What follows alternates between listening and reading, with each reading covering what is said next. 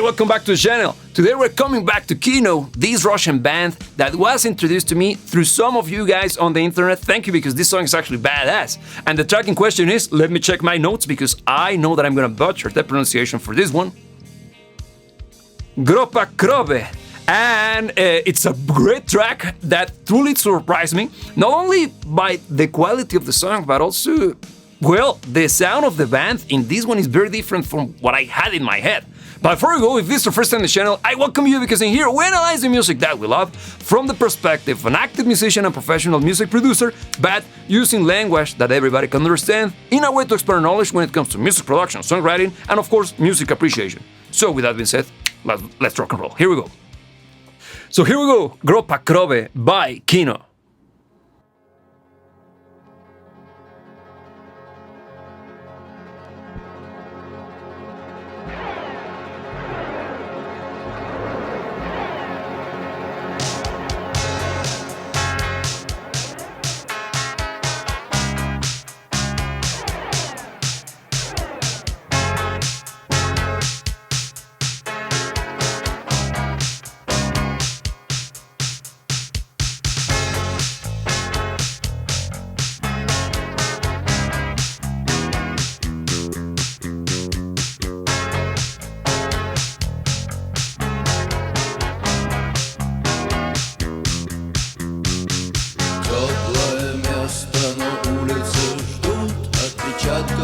Наших ног звездная пыль на сапогах, мягкое кресло, клетчатый плед, не нажатый вовремя курок.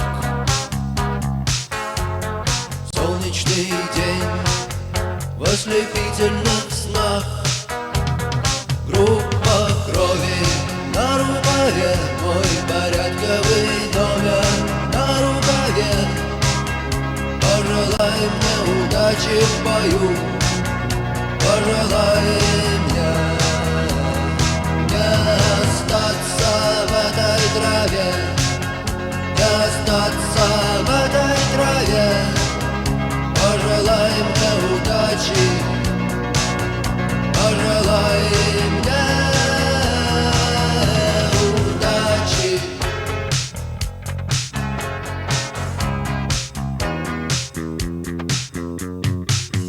Sorry for interrupting, but you know the drill. Okay, I gotta tell you that I wasn't expecting the song to be this good. I usually listen to the tracks before I began recording the video, so I can have some form of mental map in my head regarding what I'm about to say or what I'm gonna be discussing with you during the analysis, right? And in this case, I gotta tell you that I was extremely pleasantly surprised by the song itself. This is amazing. It's extremely well crafted. It has the quintessential Russian thing that I don't know how to describe, because this is something that I have noticed. And, well, being somebody who is very much into music and dedicated myself to music the entirety of my life, I started to see some form of patterns when it comes to the different cultures across the world when it comes to composing and writing music. And there is something very, very interesting happening with Kino, and that reminds me quite a lot of songs by Tchaikovsky. I know, it's very different. We're not talking about classical music. The thing is that both of these acts are Russian, and they share this particular commonality when it comes to the way that they write harmony and melody. Let me give you a little bit more of a description of what I mean with this. Imagine that you're watching a movie, and in a movie, you got your lead actress, in this case, Jennifer Connelly, because I happen to be very much a fan of her. She's gorgeous. And also, she's been in very good movies as well. And she's the main actress, okay? So she's our protagonist, which would be, in the case of music, the melody. Now, let's say that we put her inside of a castle, and the castle is gonna be the set itself, but it's gonna also be creating the ambience, and it's gonna create or drive the story forward. That's what we are gonna be considering to be the equivalent to harmony in music, okay? And depending on how fast the action happens, it's gonna determine if the movie is a romantic movie or a horror movie or an action movie. That's what it's gonna be considered to be in musical terms. Rhythm. So, The interaction between these three elements is what creates music and give us the sense of something actually coherent happening. The thing is that I have realized that different cultures across the world have different ways to write music that it's very unique to them. And when you listen to music from different parts of the world, as much as I have done, you start to realize that there are some elements that are very peculiar to different cultures. In this case, you will find it, and please pay attention to the way that he's singing. It's not the vocal style, okay? It's more on the melody and the shape of the melody and the way that he's creating these melodic lines, if that makes sense to you. Super Russian, okay? It's something that you don't find in Western music. Now, speaking of Western music, I would love to know if you happen to know what kind of amplifier he's using on his guitar. It's super unique sounding. At first, I thought that he was just going straight into the console, because when you record a guitar with an amplifier, you get something like this.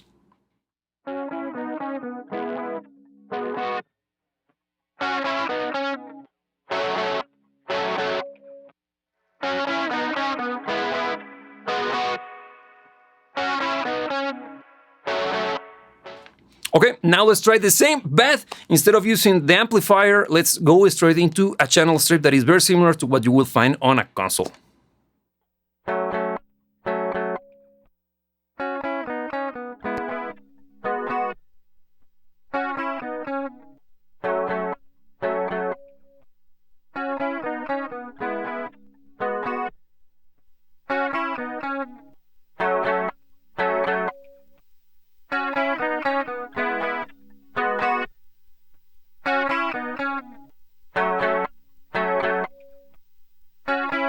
Even though we're dealing with something that is considered to be clean in guitar terms, when you record it straight into the desk, the console itself, there is a particular tone to it, especially on the attack. You have a little bit more of this smacking sound, while also getting a little bit of a particular color of saturation. Don't know if that makes sense to you. Probably it didn't. That means that I failed at explaining myself. But pay attention once again, once I press play once again, and pay quite a lot of attention to the sound of the grit of the guitar tone, okay? That's one thing. Also, I was trying to draw your attention to the sound of his voice. I love the sound of the effects used on his voice. You know that I happen to be a huge fan of those special effects on voices, because I happen to be a singer myself. And this being a vocal-driven track, the voice is super important. And whoever makes this track, and also if you happen to know, please let me know in the comment section down below, did a great job, because the tone of the band is very much driven by the singer, which also, please remind me his name, because I suck at that. And the effects used on his voice are very much... how can I put it? Dreamlike, and also playing alongside the rhythm of his vocals, something that I mentioned before, which is very much something that is very integral to the sound of the band. And you get the da-da, da-da, and the space between the notes, you can hear a little bit of a little bit of a wash out effect, which is known as reverb. It sounds like this, reverb. Got it? Nice. But the tone of that reverb on his vocals is very, very dark sounding.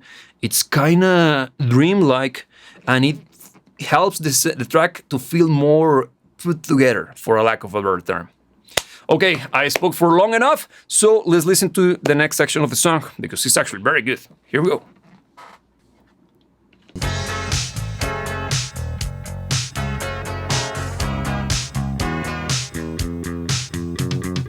Есть чем платить, но я не хочу победы любой ценой.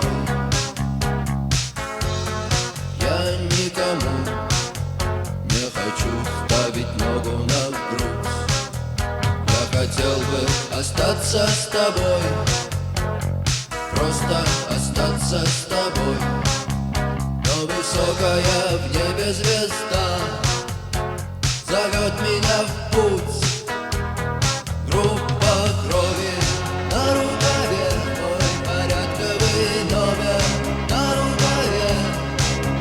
Пожелай мне удачи в бою, пожелай мне не остаться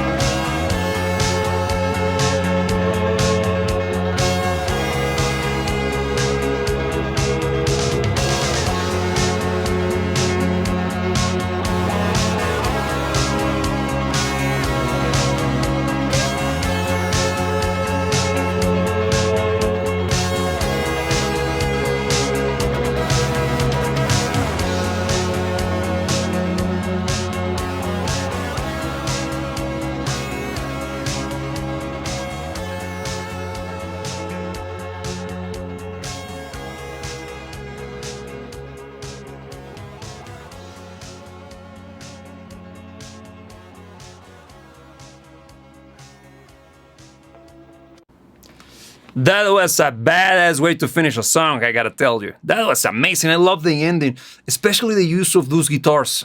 I tried to draw your attention to how they were used across the stereo field, because you got the lead guitar, the one that played the melody, first on the left, and then it was joined by the harmony playing the second guitar, played by the second guitar, coming from the right, creating this beautiful, punchy, very clear, defined ending, which was also very much pushed forward by the sound of the vocals. I don't know if you could hear them. I think you did, because they are very prominent enough for them to be audible, but not in your face, if that makes sense to you.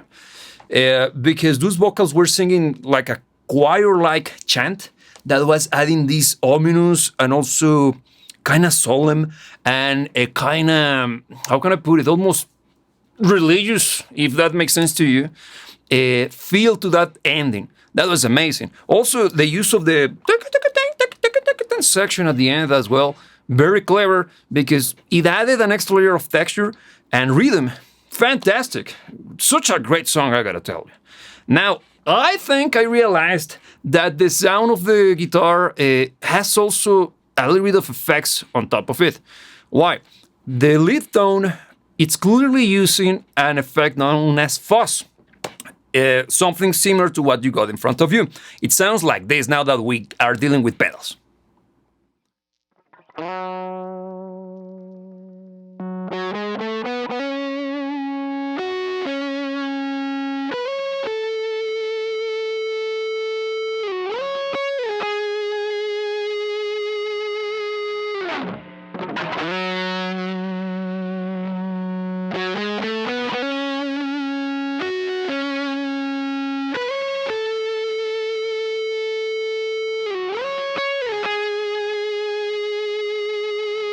Okay, a fuzz, as you could hear, is basically an unruly, kind of big ass sounding distortion that it's very much the sound of plenty of rock from the 60s and late 60s, and it was the tone for many fantastic guitar players such as Jimi Hendrix, for example. And in this case, the use of this particular sound is quite prominent and quite in your face at that particular ending. And also, I might dare to say that it might be an electro harmonics pedal, but I don't know, because there was a Russian model that was produced back in the late 70s, I think. But if I'm incorrect, please correct me, because I happen to be very dumb when it comes to remembering details such as that, but I might be right. So, now, speaking of the mix, the sound of the drums is very interesting to me, because I don't know if it's a real drummer. Why? Because it's very continuous, it's kind of steady sounding, but also has a little bit of extra distortion to the sound of the snare, particularly speaking, which makes me think that it's probably either an electric drum kit or a drum machine. But once again, for those of you who are more, who know what happened or have more details regarding the production, please share those comments in the comment section. Now, speaking of the mix, let's take a look at the screen, because it's time to analyze the song itself. Welcome back to Decibel. In front of us, we've got the Decibel screen that we're going to be using to analyze through the use of a visual medium the song that we just heard. And in this case, we got the first section, which is the frequency range analyzer. And as you can see, well, this is actually, well, let me rephrase it. The frequency range analyzer is the tool that we're going to use to analyze, hence the name, the frequencies, each of them, how loud they were at the highest point in volume throughout the track. Okay, so coming back to the analyzer, you got here that very little low end. This is not necessarily a bombastic, punchy, in-your-face sounding mix, which is kind of the style at the time, but also don't know why the other songs that I heard from this band also has this particular approach to the sound. There are many things that comes to my head. The first one is texture and well, culture. Once again, it's a matter of taste. The mixing engineers over there don't like to have that much of a bombastic bass, at least during that period of time. But also, it could be the technology and the tools at their disposal, which were very different from the ones we used in the West. Very interesting. Once again, I'm truly intrigued by this kind of stuff. So for those of you who know, please let's share that information in the comment section. But regardless, it sounds nice. I like it. It's not necessarily an uber pristine mix, but it's not about that. It's about portraying the emotion and the vibe of the song. And even though I don't understand the lyrics, it makes me think of something very kind of thought-provoking.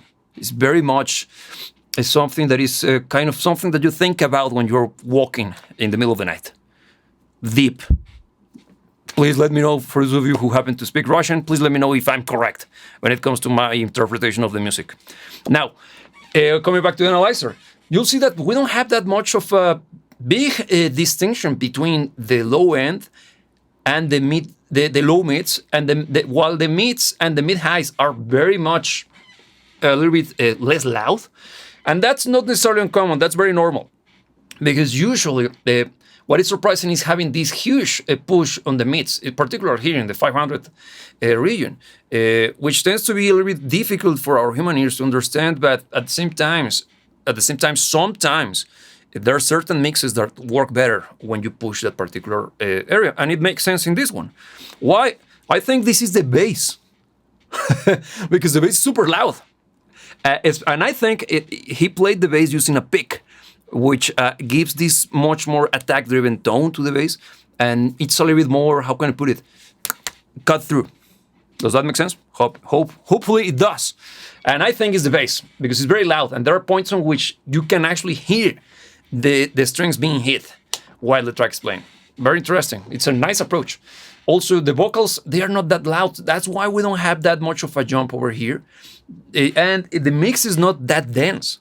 I mentioned the use of the vocal, of the kind of choir, but I don't think I mentioned the use of, I guess, there is some form of synthesizer happening during the choruses, because the choruses feel also, not also bigger, but also kind of more dramatic. And I think it's using something like the synthesizers behind me. There should be a better shot of that right now in front of you. Don't know. I don't think is that particular machine. That's a Krummer Performer, which is a string machine. It's from the 70s. And it sounds not necessarily like this, but similar to that. And I think they might have used something like that. Also, the effects are not as prevalent on the guitars. You got a little bit of reverb, and also I think it's a little bit of a spring reverb, but this is me being very, very, very much a picky guy, not necessarily precise on that. Now, let's take a look at the second section of the screen. Over here we got the dynamic range analyzer, and this is a very important section of our analysis, because in here we're going to see how loud the track has been throughout time. That's important because that stands for dynamic range, and the dynamic range stands for the correlation between the quiet part with the loud part throughout time. Because those moments, or that correlation, is interpreted by our human ears as emotion, okay? When something's quiet, it's gonna be more personal and much more intimate. When something's louder, it's more hard-hitting and impactful. So, taking a look at the screen again, and you'll see that the beginning is very, very much quiet. It's not in-your-face loud, and that's great, because it allows the song to develop momentum, especially because the introduction was very, very unique. It took me by surprise. Now, this is our first verse, and you see how big the song becomes once the first chorus hit. That's why that guy hits you like a truck, because it's super loud when compared to the previous sections, but it's done in a way that is not easy for you to detect when you are enjoying the track, because it actually moves you. And this is a great example of what I just said regarding dynamic range, because thanks to this differential, we can feel the chorus much more than just being like, oh, that's a nice melody. Get me? Now let's take a look at the second section. And boy, now everything is louder. Why? Because obviously, after we set the bar this high by playing this nice and powerful chorus, the song itself needs to keep the momentum going without knocking the ball out of the park, if that makes sense to you. And you'll see that the chorus is now, the second verse is almost as loud as the first chorus. But see how we get this increment, little by little, just to take us to this very point in which I think this is the beginning of the final chorus. And here is where we see this dip, because this is when they introduce the electric guitar, and see how big the track begins. It turns into, right after the harmony, the beautiful harmony at the end happens, for it to, of course, fade out into eternity. This is a badass track. I gotta tell you, I'm truly surprised. I liked it a lot.